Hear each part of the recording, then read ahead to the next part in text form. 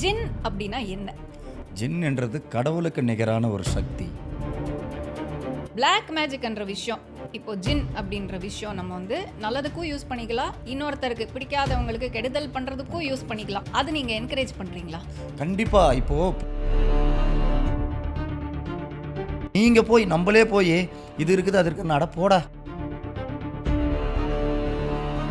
Sir வந்து ஜின்னையே கொண்டு வந்திருக்காங்க, கேமராக்கு இப்போ காட்ட போறாங்க.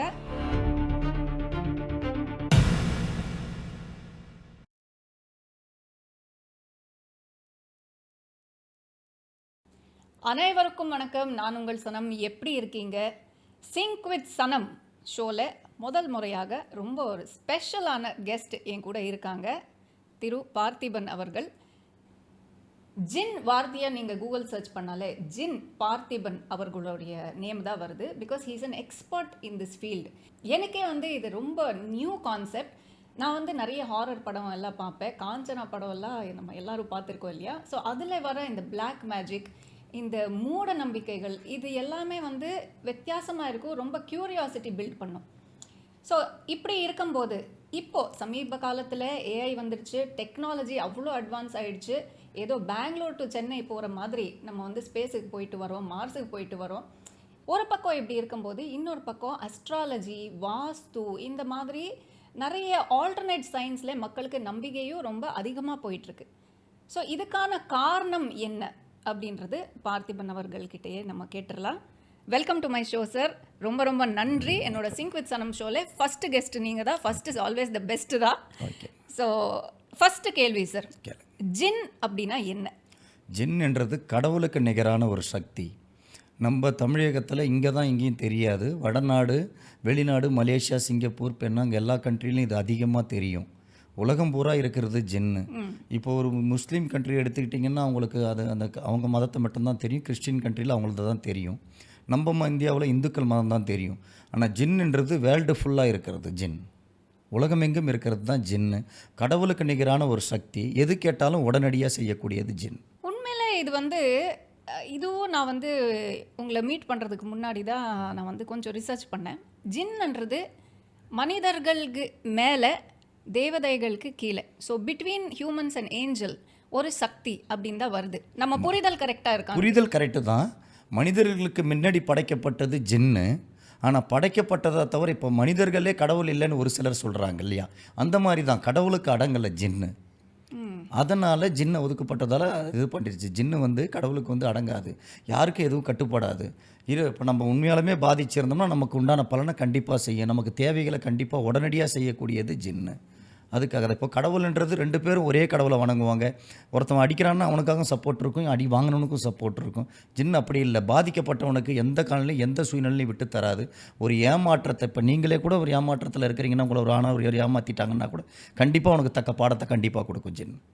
வாவ். ஸோ ஜின்னு வந்து ஒரு பாசிட்டிவ் சக்தி அப்படின்னு கண்டிப்பாக நம்ம பாசிட்டிவாகவும் யூஸ் பண்ணிக்கலாம். நம்ம யூஸ் பண்ணுறதை பொறுத்து தான் இருக்குது. ஒரு கத்தி என்ன பண்ணுறோமோ நம்ம எப்படி வேணாலும் யூஸ் பண்ணிக்கலாம். நல்லதுக்கு யூஸ் பண்ணலாம், கெட்டதுக்கு யூஸ் பண்ணலாம். அதே மாதிரி தான். ஸோ கிட்டத்தட்ட இந்த பில்லி சூனியம் இந்த பிளாக் மேஜிக் கேட்டகரியிலே வருது அப்படின்னு சொல்லலாமா? வருது. அதுதான் பில்லி சூனியத்தில் தான் வரும். ஓகே. இப்போ அடுத்த கேள்வி என்னன்னா, பிளாக் மேஜிக் என்ற விஷயம், இப்போ ஜின் அப்படின்ற விஷயம் நம்ம வந்து நல்லதுக்கும் யூஸ் பண்ணிக்கலாம், இன்னொருத்தருக்கு பிடிக்காதவங்களுக்கு கெடுதல் பண்ணுறதுக்கும் யூஸ் பண்ணிக்கலாம் நீங்கள் சொல்கிறபடி. அது நீங்கள் என்கரேஜ் பண்ணுறீங்களா? கண்டிப்பாக. இப்போது பிடிக்கலைன்னா, இப்போ உங்களை ஒருத்தவன் ஏமாற்றிட்டான்னா நீங்கள் என்ன பண்ணுவீங்க? நம்பிக்கை துரோகம் பண்ணிட்டான்னா நீங்கள் போய் இன்றைக்கி ஒரு கேஸ் கொடுத்தா எடுத்துக்குமா? நான் இல்லைன்னுட்டு போயிட்டே இருப்பான். சரிங்களா? இல்லை உங்களை ஒருத்தவனை நம்ப வச்சு ஒருத்தவன் பேர்லேயே சொத்து ப்ராப்பர்ட்டிலாம் எழுதி கொடுக்குறாங்க, எல்லாமே செய்கிறாங்க. இப்போ இந்த காலத்தில் அவங்ககிட்ட போய் நீங்கள் நாயப்படி போய் நின்று அவங்ககிட்ட பேச முடியுமா, சொல்ல முடியுமா? கொடுத்த பணத்தையே இல்லைன்றான், எல்லாம் வாங்கி வச்சுக்கிட்டு எவ்வளோலாம் நடக்குது. சரிங்களா? கணவன் மனைவிக்கு மட்டும் இல்லை, காதலர்கள் மட்டும் இல்லை, உலகத்தில் எல்லா பிஸ்னஸ் எல்லா இடத்துலையும் இன்றைக்கி ரொம்ப இது வருது. அப்படி பாதிக்கப்பட்ட இப்போ ஒரு 10 பேர் இருக்கிறான், ஒருத்தவன் அடிக்கிறான், அவனை ஒன்றால் எதிர்த்து ஃபைட் பண்ண முடியல, பண வசதி இல்லைன்னா அவன் என்ன பண்ணுவான்? திரும்பி கெடுதல் செய்கிறீங்களான்னு கேட்குறீங்களே, கெடுதல்னா என்ன எனக்கு ஒன்றும் புரியல. பாம்பு ரோட்டில் போனால் நீங்கள் கம்முன்னு இருப்பீங்க, உங்கள் வீட்டுக்குள்ளே வந்துட்டா பாம்பு ஐயோ இது உயிருன்ட்டு அடிக்காமல் இருப்பீங்களா? எந்த ஒரு ஜீவனும் ரோட்டில் கம்முன்னு போனால் கம்முன்னு இருப்பீங்க. இதே உங்களை ஒரு மாடே முட்டை வந்தால் கம்முன்னு இருப்பீங்களா? அது வாயில்லா ஜீவன் எடுத்துக்க முடியுமா? எதுவும் நம்மளை சீண்டனா தான் நம்ம அதை தீர்த்து போகிறோம். வரவங்க பூரா ஒன்றும் அவ்வளோ ஒன்றும் இதாக கிடையாது. அவங்க பாதிக்கப்பட்டதால் மனசு நொந்ததால் தான் அவங்க அந்த வேதனையை திருப்பி செய்யணும்னு வருவாங்க. யாரும் சும்மாவே ஒருத்தவங்க கம்முன்னு இருக்கும்போது போய் உனக்கு அதை செய்யணும் நம்ம அதை செய்யணும்னு யாரும் வரமாட்டாங்க. ஃபர்ஸ்ட் டைம் தான் நான் வந்து இதை பற்றி இவ்வளோ டீட்டெயில்டாக கேட்குறேன். நம்ம மக்களுக்கும் எனக்கு இருக்கிற அதே கேள்விகள் இருக்கும். ஸோ அவங்க சார்பாக இன்னும் நிறைய கேள்விகள் நான் கேட்க போகிறேன் சார். சார், அடுத்த கேள்வி. இப்போது நம்ம மேலே ஃபார் எக்ஸாம்பிள் என்னையே வச்சுக்கலாம். என் மேலே யாரோ ஒருத்தர் ஒரு சூனியம் வச்சுருக்காங்க அப்படின்னா எனக்கு எப்படி அது தெரிய வரும்? ஏதாவது சிம்டம்ஸ் இருக்குமா, சைன்ஸ் இருக்குமா? அவங்க வந்து சொன்னால் தானே எங்களுக்கே தெரியும். இப்போது பாதிக்கப்பட்டவங்க வந்து சார் எங்களுக்கு வந்து இந்த மாதிரி இருக்குது, இந்த மாதிரி போகுதுன்னு அவங்க இவங்க மதுரை திருச்சின்னு எங்கேயோ இருக்கிறாங்க. அவங்கள நாங்கள் தேடி போகிறது இல்லையே. அவங்களா நடக்கிறத பார்த்துட்டு அவங்களா என்கிட்ட வந்து அவங்க பயப்படுவாங்கன்னு நான் கூட சொல்லுவேன். வந்த உடனே இது இருக்குன்னு சொன்னாலும் அதெல்லாம் ஒன்றும் இல்லைம்மா சரியாயிடுன்னு சொல்லுவேன். அவங்க ஒத்துக்க மாட்டாங்க. இல்லை சாமி இது வரைக்கும் இப்படி கிடையாது ஐயா, இந்த மாதிரி கிடையாது, இது வரைக்கும் இப்படி கிடையாது. எங்கள் குடும்பத்தில் ஒரு 60 வயசு லேடி அவங்க சொல்கிறாங்கன்னா அனுபவத்தில் எவ்வளோ தெரியும். அது செய்வேன்னு அவங்க உணர்ந்து தானே சொல்கிறாங்க. அப்போ அவங்க ஒருத்தவங்க சொல்லலாம், அவங்க குடும்பமே சொல்லுதுன்னாக்கா அது உண்மை தானே. எல்லாருக்குமே ஒன்றும் இது கிடையாது. இல்லை, ஒரு வீட்டில் படித்தவங்க படிக்காதவங்க எல்லாருமே இருக்கலாம். அந்த 4 பேருமே ஒன்றா ஒத்திமையாக வந்து தானே சொல்கிறாங்க என் குடும்பத்தில் இப்படி நடக்குதுன்னுட்டு. அதை வச்சு தான் நம்ம சொல்கிறது. நமக்கே வந்து அது ஃபீல் அவங்க ஃபீல் ஆனாதான் ஏதோ கெட்ட விஷயங்கள் நடக்குது அப்படின்னா மேபி இருக்கலாம் அப்படின்னு. இப்போ நீங்கள் போய் நம்மளே போய் இது இருக்குது அது இருக்குது நடப்போடா எவன் இருக்குது இதெல்லாம் போய் எவன் எடுத்துக்கணும். மக்கள் அவ்வளோலாம் விளக்கமாக ரொம்ப விவரமாக இருக்கிறாங்க. நீங்கள் சொல்கிறத ஏற்றுக்கிற நிலைமையிலேயும் மக்கள் இல்லை, நடக்காத ஏற்றுக்கிறவங்க மக்கள்லாம் வந்து இப்போ மாறி ரொம்ப நாள் ஆகிப்போச்சு. நம்ம இது இருக்குதுன்னாக்கா உடனே அதை சொல்ல முடியுமா சார்? இப்போ ஒருத்தர் பார்க்குறீங்கன்னா அவங்க வந்து இந்த பிளாக் மேஜிக்கில் பாதிக்கப்பட்டிருக்காங்கன்னு உங்களால் ஐடென்டிஃபை பண்ண முடியுதா? கண்டிப்பாக வரும்போது அவங்களுக்கு சொல்கிறது இல்லை, என்னென்ன நடந்ததுன்னு சொன்னால் தான் அவங்களுக்கு அந்த நம்பிக்கையே வரும். உங்களுக்கு இந்தந்த பாதிப்பு இருந்ததான்னு கரெக்டாக அவங்க கூட இருந்த மாதிரி 2 வருஷத்துக்கு முன்னாடி இது நடந்ததான்னு கரெக்டாக கேட்பேன். அப்படியா? 3 வருஷத்துக்கு முன்ன உங்களுக்கு இந்த மாதிரி சம்பவம் நடந்ததான்னு நம்ம சொன்னால் தான் அவங்களுக்கு இன்னும் பலமாக புரியும், ஆழமாக உட்கார அவங்க மனசில் பதியும்.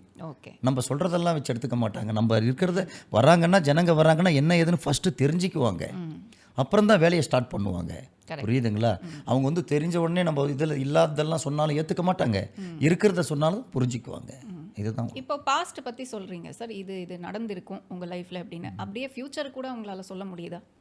எல்லாமே ஃப்யூச்சரை சொல்கிறது கிடையாதுங்க. ஃப்யூச்சர் வந்து நம்ம சொல்கிறதால அவங்க சரியாக நடந்துக்கிட்டால் தான் அதெல்லாம் மாற்றிக்க முடியும். இப்போ எதிர்காலத்தை வந்து இப்போ நடக்க போகிறத பின்னாடி வரதை முன்னாடி தடுக்க முடியும், அதை சரி பண்ணி விட முடியும். அதுக்கு அவங்களும் ஒத்துழைக்கணும். இப்போ நான் முன்னுக்கு வரணும், தொழில் செய்யணும், நான் முன்னுக்கு ஏறணும், எந்த துறையாகட்டும், இப்போ சினி ஃபீல்டாகட்டும், அரசியல் துறையாகட்டும், அவங்க வளர்ச்சின்னு அவங்க மனசார வரணும். இப்போ ஒரு குடிகாரனாக இருப்பான், ஒரு சூதாடுறவனாக இருப்பான், அவனை அவங்க வீட்டு ஆளுங்க கூட்டு வந்து விட்டுட்டு இவன் இப்படி முன்னுக்கு வரணும் செய்யுங்கன்னாக்கா அது அவன் மைண்டும் நமக்கு ஒத்துழைக்கணும். நம்ம செய்கிறத அவன் சொல்கிறத அவன் செயல்படுத்தணும். ஒன்றுமே இல்லாமல் எல்லாம் செய்ய முடியாது. அவங்க முன் வந்தாக்கா கண்டிப்பாக அவங்க லைஃப் ஸ்டைலே மாற்றுவேன். அப்படியா? Super sir. எனக்கே வந்து நிறைய ஐடியாஸ் வருது. ஷோ முடிச்சுட்டு நான் கேட்குறேன் உங்களுக்கு.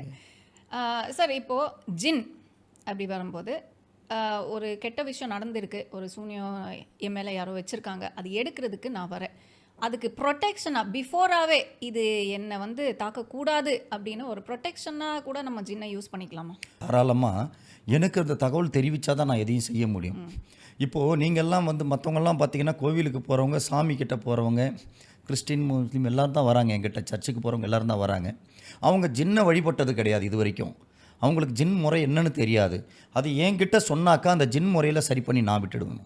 அவங்களா சரிப்படுத்த முடியாது, யாராலையுமே ஜின்னை கையாள முடியாது. அதை படித்து பயன்படுறவங்க மட்டும்தான் அதை செயல்படுத்த முடியும். ஓகே, அதுதான் நான் கேட்கணும்னு இருந்தேன். சாதாரண மக்கள் கூட ஜின் வழிபாடு பண்ணுறாங்களா, பண்ண முடியுமா? இப்போ வராங்க. இப்போ என்னுடைய கிளைண்ட்டுக்கு என்னாலே எவ்வளோ பேர் வழிபடுறாங்க. இங்கே அது வழிபடக்கூடாதுன்னு யாருங்க சொன்னது? ஜின்னை நான் என்ன சொல்கிறேன், என்ன விதிமுறைகள் அதுக்கு நான் சொல்லி தருவேன். என்கிட்ட வரும்போது அதுக்கு வந்து விதிமுறைகள் ஒன்றும் விதிமுறைகள் எப்படி இல்லை. இந்த கடவுளை எப்படி வணங்குறீங்களோ, இப்போ ஒரு உதாரணத்துக்கு காட்டலாங்களா? ஐயோ ப்ளீஸ் சார், வந்து ஜின்னையே கொண்டு வந்திருக்காங்க, கேமராக்கு இப்போ காட்ட போகிறாங்க. எனக்கே அப்படியே ஒரு கூஸ் பம்ப்ஸ் மொமெண்ட்டாக இருக்குது. இது ஜின்னு.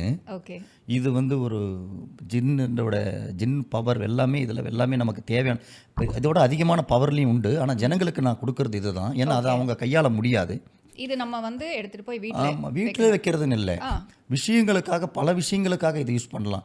இப்போ ஒரு சில விஷயங்களுக்காக நம்ம எடுத்துகிட்டு போய் வீட்டில் வைக்கலாம், ஒரு சில விஷயங்களுக்கு ரோட்டில் தான் வைக்கணும். இப்போ ஒரு நமக்கு செய்யாதவங்க செய்துட்டாங்க, வீட்டுக்குள்ளே பிரச்சனை இருக்குதுன்னா அதை வீட்டை சுற்றி கொண்டுட்டு போயிட்டு ஆ முச்சந்தியில் வச்சிடணும். ஓகே. நம்ம தலையை சுற்றி முச்சந்தியில் வச்சோம்னா உடனடியாக இது மறைஞ்சிரும், ஓ அங்கே இருக்காது. ஓகே. அப்படியே இது ஷேடோ மாதிரி ஆயிடும். ஆமாம், வேற ஒரு காரணங்களுக்காக இந்த தூக்கத்தில் காதில் கேட்குற மாதிரி இருக்கும், இந்த செய்வன பிரச்சனைகள் வருவாங்க, நிறைய வருவாங்க. அவங்க தலையணியில் வச்சு கீழே படுத்தா கூட இது இருக்காது, மறைஞ்சிரும். ஓஹோ. உங்கள் வீட்டு பீரோவில் வச்சு லாக் பண்ணால் கூட இருக்காது, மறைஞ்சிரும். சரிங்களா? இந்த மாதிரி வந்து அவங்க பிரச்சனைகளுக்காக ஒரு சிலரை மயானத்தில் போட சொல்லுவேன். இப்போ எதிரி பிரச்சனைகள்லேருந்து தாக்குறதுக்காக நிறைய விஷயங்கள் இதை செய்யலாம். இதுதான் இந்த ஜின்னுங்க. ஓகே. நமக்கு அதிகமாக வெல்த் வேணும், பணம்.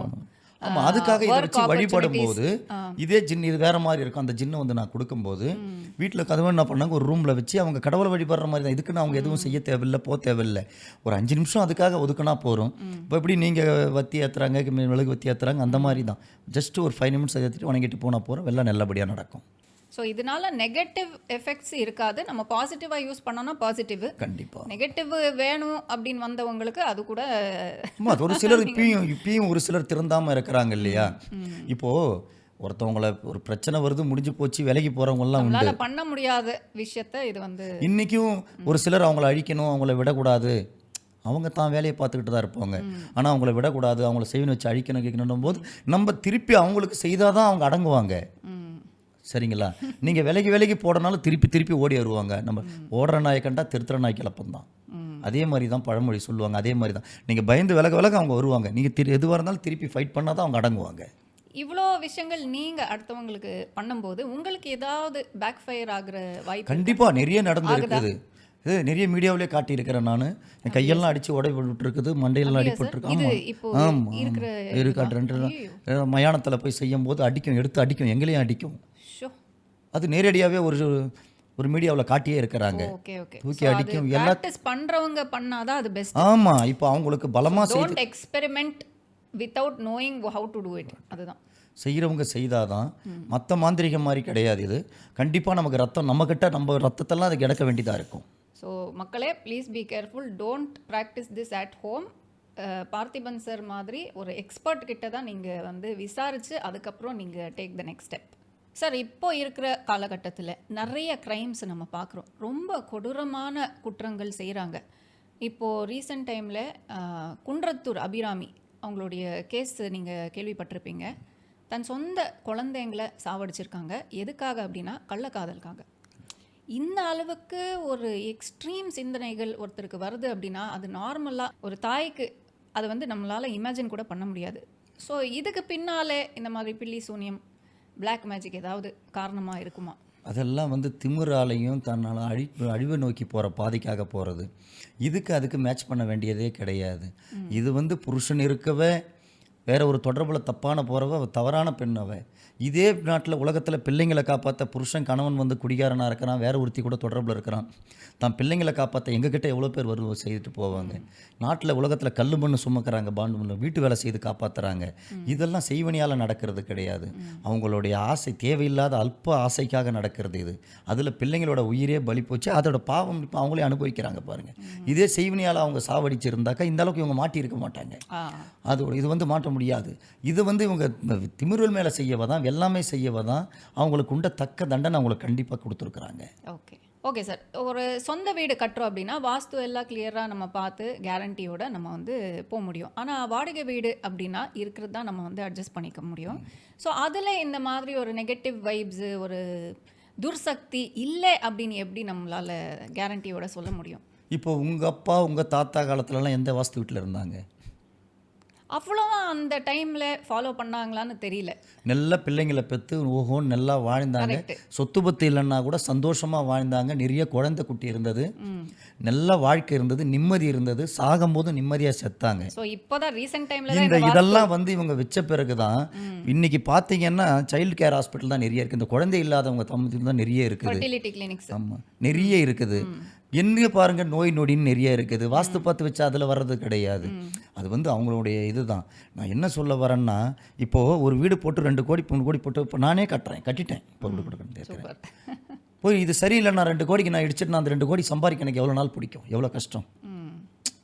புரியுதுங்களா? அடுத்தவங்க ஏன் என்னையே எடுத்துக்கலாம். அப்படி இது வந்து வாஸ்து சரியில்லை, திடீர்னு வரது வந்து வாஸ்து சரியில்லை. இருக்கிறத சரி பண்ணி விடுறது தான். அதுக்கு என்ன அதுக்கு பரிகாரம் வேணுமோ உங்களால அது அப்பதான். கொடுக்க முடியும். இப்போ நம்ம உடம்புல இப்போ நான் வாஸ்து மாதிரி வீட்டில் இங்கே இந்த வாசகப்பை அப்படி வைக்கலாம், அந்த ஜன்னல் இப்படி மாற்றலாம். இப்போ நம்ம உடம்புல நம்ம கண்ணை மாற்ற முடியுமா, கையை மாற்ற முடியுமா? ம். இருக்கிறத சரி பண்ணி விடணும். அதுதான் மாந்திரிகத்தோட வேலை. இப்போ அந்த வீட்டில் ஏதாவது கெடுதல் இருக்குதா, அதை நான் சரி பண்ணி விட்டுடுவேன். அதுக்காக வாஸ்துக்காக போய் கோடி ரூபாய் போட்டு விட்டு இடிச்சு வீடு இடிக்கிறது அதெல்லாம் தவறான தேவையில்லை செயல். அது அப்படின்னு நீங்க தேவையில்லை. சொல்றீங்க. ஓகே. சரிங்களா? ரொம்ப ரொம்ப நன்றி சார். நிறைய கேள்விகளுக்கு நீங்கள் ரொம்ப கிளியர் கட்டாக பதில் சொல்லியிருக்கீங்க. நிறைய புது விஷயங்கள் நானே வந்து கற்றுக்கிட்டேன். நம்ம வியூவர்ஸ்க்கும் வந்து ரொம்ப நாலேஜபிளாக நீங்கள் பாயிண்ட்ஸ் கொடுத்துருக்கீங்க. அடுத்த எபிசோடில் மீண்டும் சந்திப்போம். My dear viewers, thank you so much for watching this beautiful episode. Wait for episode 2. இன்னும் நிறைய கேள்விகள் உங்களுக்காக நான் திரு பார்த்திபன் அவர்கள்கிட்ட கேட்க போகிறேன். Thank you. See you all very soon.